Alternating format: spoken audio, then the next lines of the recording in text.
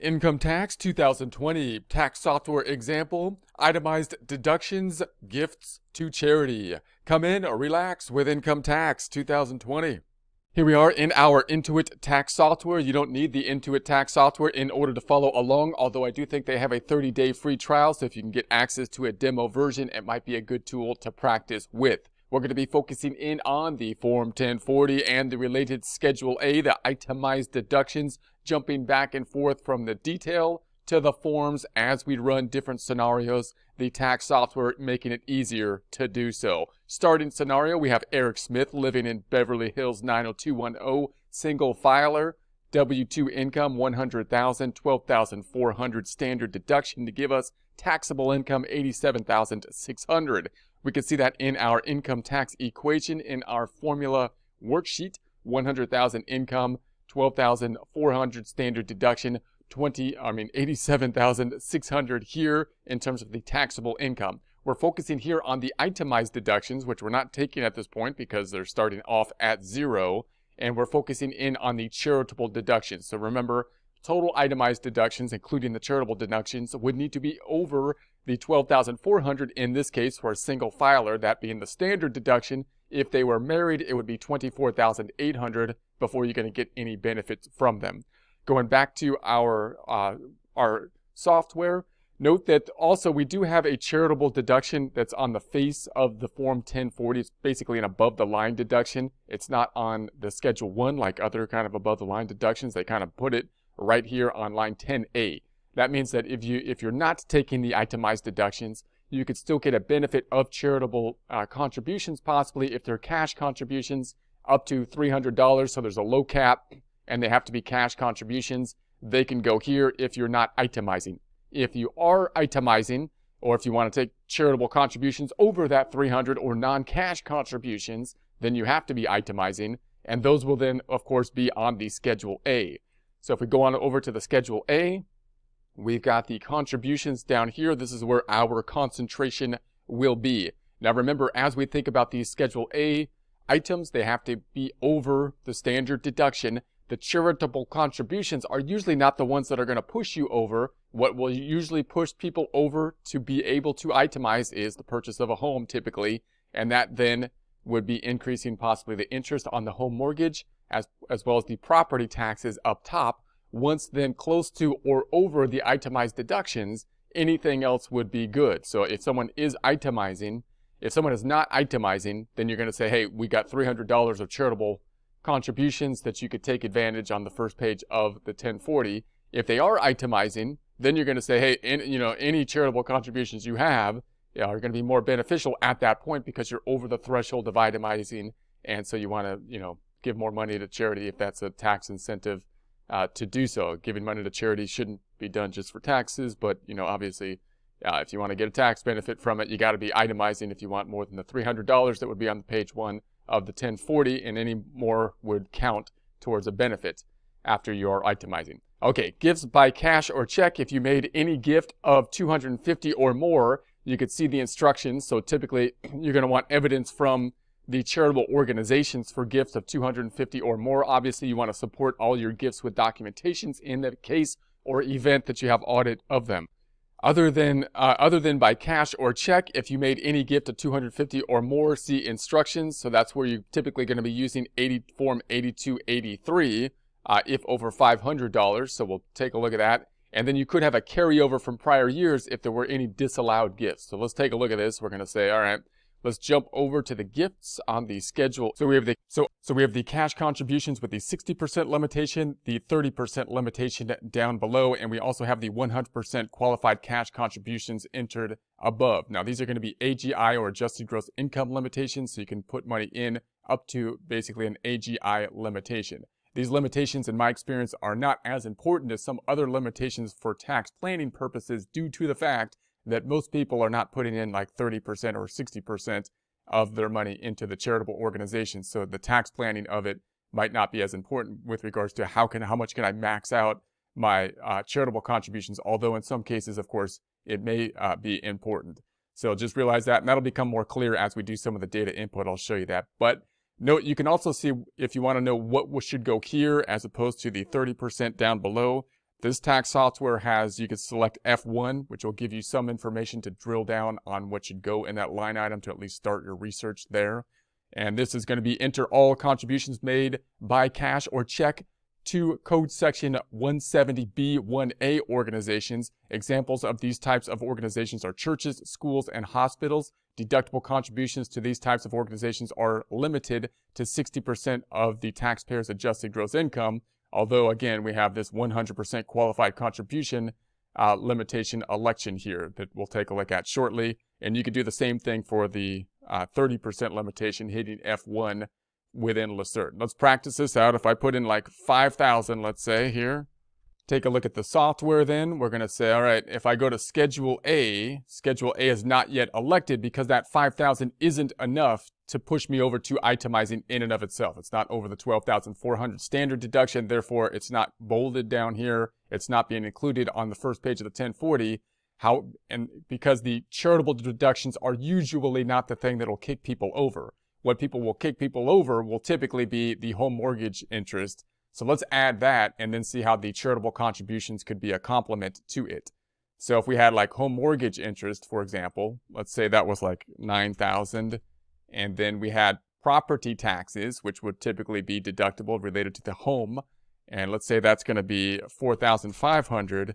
Then if we go back on over to the forms, now we see that 5,000 is adding to the amount that we can now itemize. So once itemizing, these charitable deductions then are going to be a lot more beneficial typically because they will be contributing to the itemized deductions. Whereas if you're not itemizing, again, you're limited to like that $300 on the first page of the 1040. So then if we think about these limitations, now let's just enter this in the software and let's see what the software does here, right? We got 100,000 AGI limitation. Now, what if I was to put in, say 70,000? Now, normally we had the limit of 60,000, and that's why the limitation isn't as big a deal. 60,000 would mean, okay, I made 100,000 of income and I put 60,000, in the charitable contributions. Most people don't do that. That's a lot, of your income to put in to the charitable contribution. You couldn't afford to do that most of the time. But here, let's say, and that's why the limitations for most people probably isn't a restricting factor, but in some cases it could be, right? So if I put in, let's say we put in 70,000 over that, it's going to basically say that we're going to make this election for the qualified contributions, as you can see down here. Now, just to check that one out, 100% cash qualified contributions entered above. I'm going to hit F1 there and just check that out. So this is going to be if taxpayer makes the deduction for the qualified contribution is limited to 100% of adjusted gross income minus the deduction for all other charitable contributions. A qualified contribution must meet the following criteria. It is a charitable contribution paid in cash or check in 2020. It is paid to a qualified 50% limit organization other than certain private foundations described in Section 509A3. The taxpayer obtains contemporaneous written acknowledgement within the meaning of Section 170FA8 from the organization that such contribution was used for relief efforts. The taxpayer elected to have this 100% AGI limit applied to such contribution. Qualified contributions don't include a contribution to segregated fund or account for which the taxpayer has or expects to have advisory privileges with respect to distributions or investments based on the contribution. Elected qualified contributions in excess of this limit are carried over to succeeding taxable years as contributions subject to the 60% AGI limit. So that's what we have here. And now it'll basically make that election for me. The software is going to say, hey, we're going to make that election unless we say otherwise. So here we have the 70,000, 10,000. They're going to say is a qualified contributions elected. So we have that added benefit here. But again, this is probably over what normal people would be putting in if they made 100,000 of income. So then if I go back on over, now if you put in, let's say down here and go over the 30,000 limitation. So let's say I put in 50,000 here. This would still be $30,000, right? But if I put in, because the AGI is 100,000, let's say we put in 50,000 into this item, and then we go back on over So now we're going to go back on over. Now we're capped here at the 30,000. So it capped us at the 30,000. If we take a look at our worksheets over here, we're going to say worksheet. Doesn't have that worksheet yet. Worksheet has not been populated yet. But the bottom line is if we go down to these worksheets down here, we should have a worksheet for the contribution carryovers. And those contribution carryovers, then we may get a benefit from the excess contributions in the following year. So whatever we can't take this year, which was the 20,000, we may still be able to get a benefit next year using basically the carryover rules. Now, again, this doesn't happen as much with charitable contributions because most people don't go over the limit. But if they do and you have tax software that will help you to do that, then it's a lot easier to do the data input from year to year because the tax software will help you with that carryover process. So if we go back to the data then, so let's just take a look at that carryover worksheet. Let's say we put in like 10,000 this year into the up top again of the 60%/100% limit. Here are the carryovers. Now again, if you were using software that was, we did the same software last year and we had a carryover from last year, I wouldn't have to do the data input. It would help me populate for me. And that's the point of using the software. So in that case, if you had carryovers of basically any kind, or even if you're just itemizing, I would basically put the tax return in the prior year software, put it into 2019 first, match everything up, get used to the tax return because it's probably a more complicated one, and then roll it forward, and all the carry forwards should roll forward. And then, so let's say we had a carry forward last year of another 5,000. So if I go back on up, then we've got the 10,000, and then we got the carryover from the prior year of the 5,000 for the 15,000. So that's how the carryovers could work. Then we have the non-cash contributions, and it says here, use screen 26 for non-cash contributions over $500. So if it's less than $500, we may go here. Over $500, then we're going to go to another form so that we can support the non-cash contribution. So non-cash contributions might look something like this. You might put money to Goodwill or something. They're going to give you a receipt for it. If you're doing tax preparation, you'll typically have the receipt, but the receipt won't have the value of what was contributed. It'll just have the date and the address of the place that you contributed to. And that's the only documentation you will have. On the cash contributions, note that they might give you cash contribution documentation from the actual charities. It might not be a 1099, but it'll be the supporting, or a 1098 or anything like that, but it'll be the supporting documentation, or they might just give you a worksheet for it telling you what their cash contributions were. So then if we say, okay, this description of the property, I'm just going to say household goods. And so if it was a vehicle, you got the vehicle descriptions down below. The date of the contributions, I'm going to say it was 06/15, and this is going to be 20. Date acquired, again, we don't really know, so I'm going to say various date on the month, which I'm going to say 0600, 0600, and put in a negative here. Sometimes we'll make it various, so it'll say various, and that's indicated here. So how was it acquired? And so we have the acquiring method. Was it a gift, inheritance, exchange? Usually it's a purchase. The donor's cost, so we're going to have the donor's cost to it, what they bought it for, which is something that we probably don't totally know all the time, right? But we're going to try to estimate what the cost was. Let's say it cost us let's say it cost us 6,000. And then fair market value, I'm going to say medium based on the item selected, method used. So we have the appraisal, thrift shop value, catalog, comparable sales. So I'm going to say thrift shop value. Contribution deduction, so that's an override, so I'm not going to put anything there.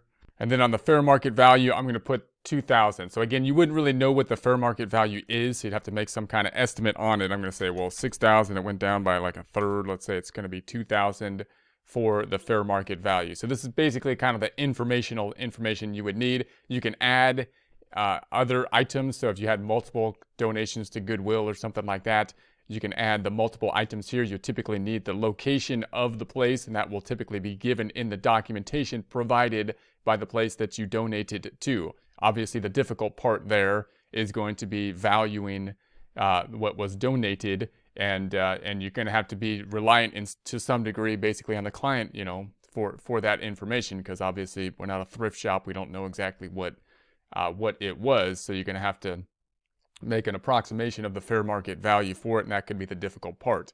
But of course, that would then roll into the gifts to charity over here, And then we'd have the added form down here, which is the 8283, and unfortunately it's not available at this point in time. So that would be the supporting documentation, the supporting form for it. It'll look like this. I got this from the IRS website, so you could check out the IRS website obviously for any of the forms. I just looked up form 8283, and this is the non-cash charitable contributions. So donate property of $5,000 or less in publicly traded securities, information on donated property, then down below. So we have the name and the address of the donee organization, if donated property is a vehicle, and so on. Description of the condition of donated property.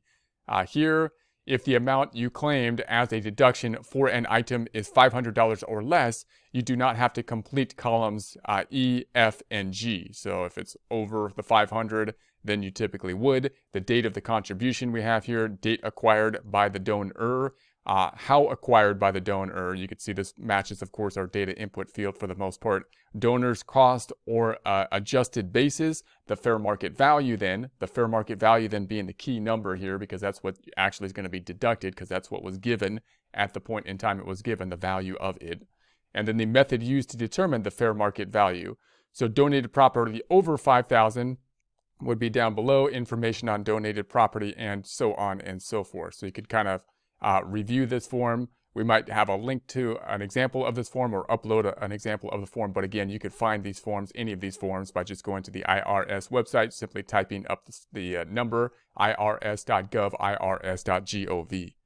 So once the non-cash charitable contributions roll into the Schedule A, they would roll in here, and then that would be included in the itemized deductions. Those then would of course roll into the first page of the Form 1040. So there they are on the Form 1040. Now again, these are benefiting right now because they are over the threshold for a single filer. But if they were married, then we no longer have a benefit of it, right? So if I was to go over here and say, now they're married, so we're going to say single to married, and the income levels are the same, and everything else is the same. Now we're not getting the benefit because now we have the standard deduction of the $24,800. So just remember, everything on the itemized deductions then are only beneficial if they're going to clear the standard deduction. The charitable contributions are usually not the thing that's going to be clearing the standard deduction, but if you're already clearing it, if you're already itemizing, then anything in the contributions would be good. Again, the AGI limitations are usually not applicable for most people